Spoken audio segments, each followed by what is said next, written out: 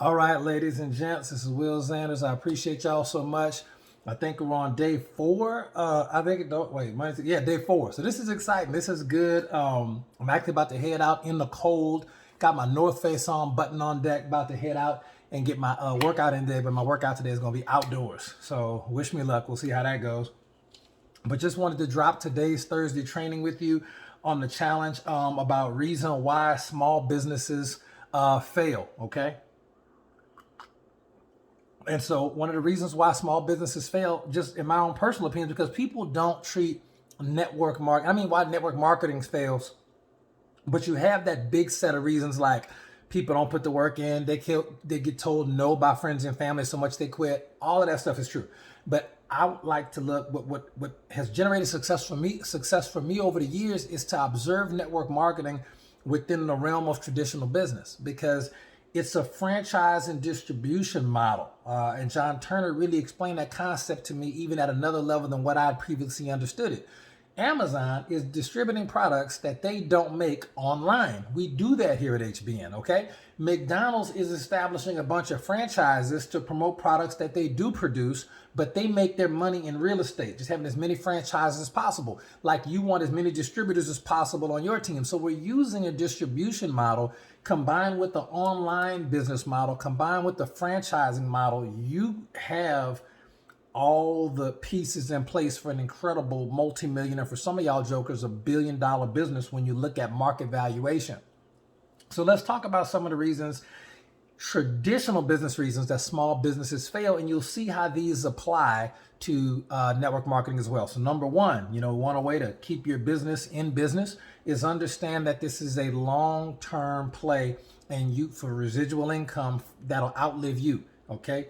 You want to understand the mindset that you have to know that you are going to be involved with your business, with your company for 1, 2, 3, 4, 5, 7, even 10 years into the future. Okay. I knew when I first joined HBN, I was applying the Dexter Yeager rule. And what's the Dexter Yeager rule? It says when you start a business project, you need to mentally commit for 5 years of consistent activity to the point where even if you don't see a dime of profit, you're not even considering getting distracted or quitting unless you have been there 5 years. Now, a lot of people are not ready for that level of commitment, but your boy Will Zanders, 100%. I'm in, okay? So I knew I was going to be here at HBN for 5 years minimum, but quite frankly, 10 years. It's a long-term play for me, and that's a minimum mental commitment. If God keep me on this earth long enough, guess what? I'll be here building HBN. So here's the real number one reason, okay?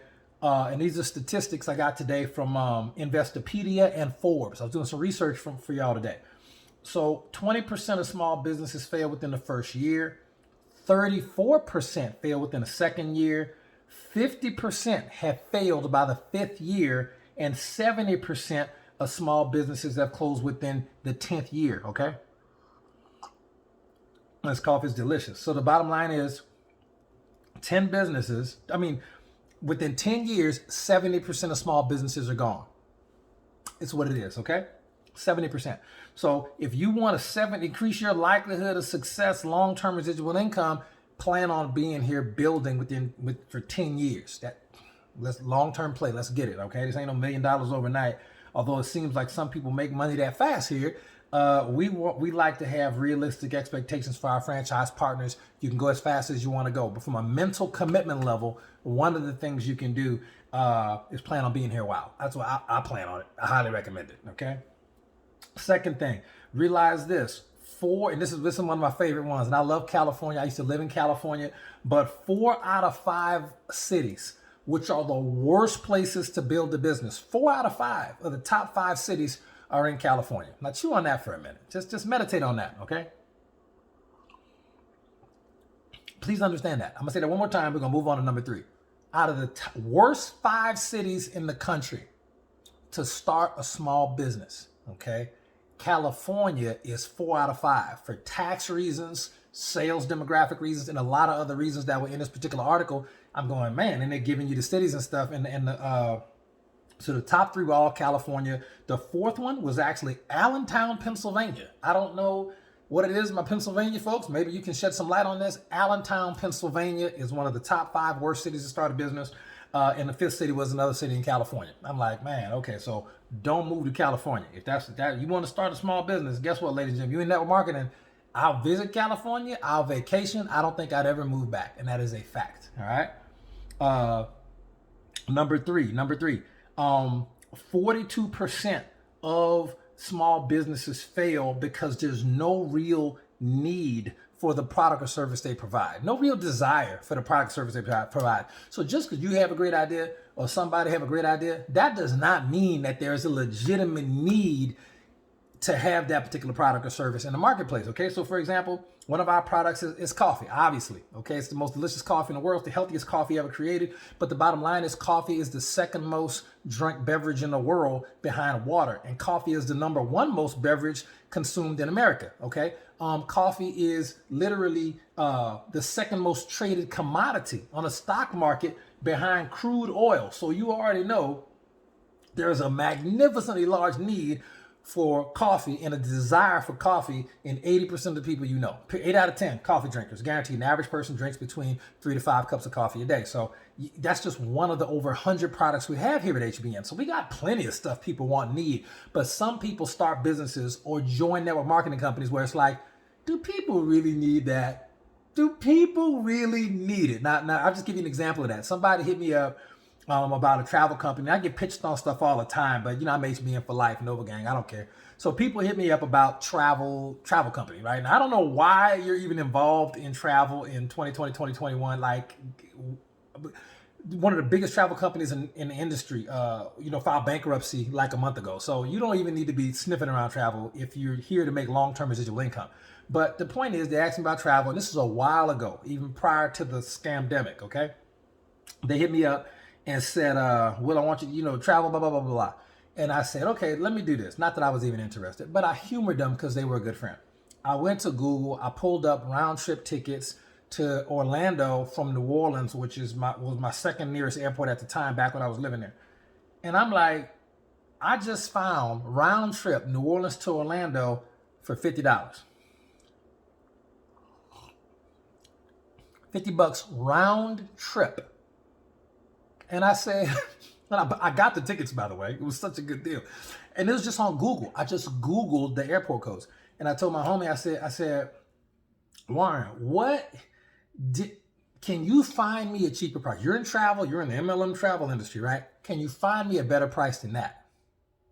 $50 to one of the top, from what used to be one of the top vacation destinations in the world, New Orleans, to one of the top vacation destinations in the world, Orlando. If you can't find me better than Google for literally going to 2 of the top vacation destinations in the world, you can't even beat a random Google search. $50, and I bought the tickets. Wasn't no extra fees or nothing. It came out to like 49 something. And I'm going, you can't beat that. And it was on the days I needed to go. It wasn't even like a month from there. It was like in a week or so. It was just a great deal. I'm going, you can't beat that. We don't have nothing to talk about. I don't need your service, okay? If you don't have a product or service that people want and or need, like weight loss, for example, man, you ain't never losing sleep on that. Anti-aging, okay? Coffee, soap, find stuff people want, need, man. Stop coming up with this stuff people don't want, need. But again, 42% of businesses fail because they don't even want what you even got anyway. You might think it's a great idea. That might mean it's a good hobby for you, but it don't mean necessarily it's a good business for you, okay? I love to travel, but that's a hobby for me, okay? It's just not a good business model for me, especially not today. Now, another one, 14% of businesses fail because they don't have good communication, all right?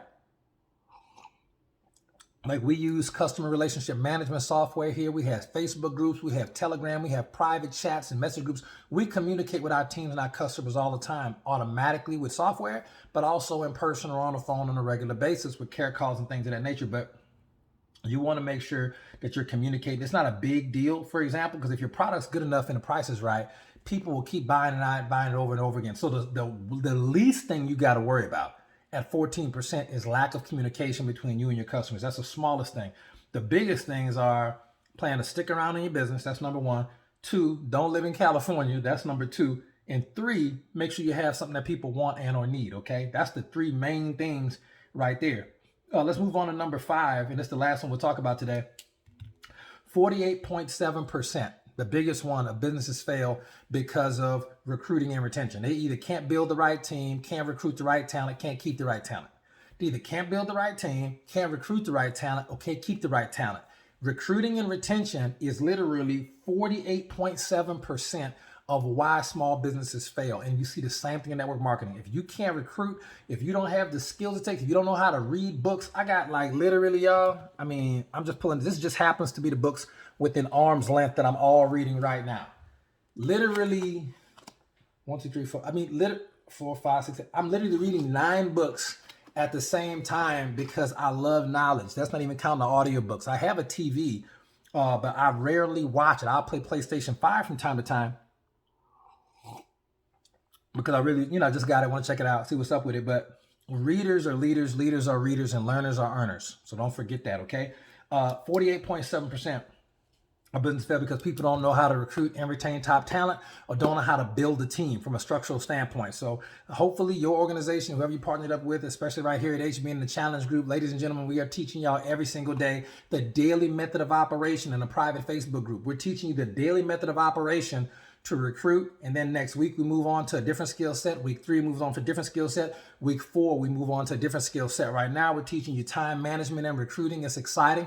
We're working on hot market, cold market, warm market with the cold market program, leads, buttons, talking to people in person. We're teaching you some very, very rejection-free invites. You're learning some basic skills, and you're learning to be consistent and accountable with those basic skills. And then number 2, next week we're gonna mix it up for you. We're gonna really change things all up for you and help you acquire new skill sets. So that's the things for today. If you take away nothing a day from this training, ran a little bit long. How long is it? This training ran a little bit long, a couple minutes longer than what I wanted. But let's just make sure we understand the training, the nuggets you're supposed to take away from this, the seeds really. Okay, 1, plan on minimum 5 to 10 year commitment here with HBN for your business. Number 2, don't live in California. It's okay to visit, don't live there. Like the casino, right? It's okay to visit. Don't plant a flag there. Number 3, well, you should be comfortable with that because you know that there's a market for the products that we have, especially coffee. Okay. I mean, if you could get paid every time you bought, drink, and referred coffee, would you want to? Because I like it. Right? It just makes sense. 14%, make sure you're communicating with your team, plugging in with your customer base and your organization, customers and distributors. Number five, and yeah, make sure that you're recruiting and retaining and learning how to do that. All right, so that's what we got today. That's today's training. I got to get outside, get my workout in. Y'all are fantastic. I will see y'all on the next one. I hope y'all having a great day.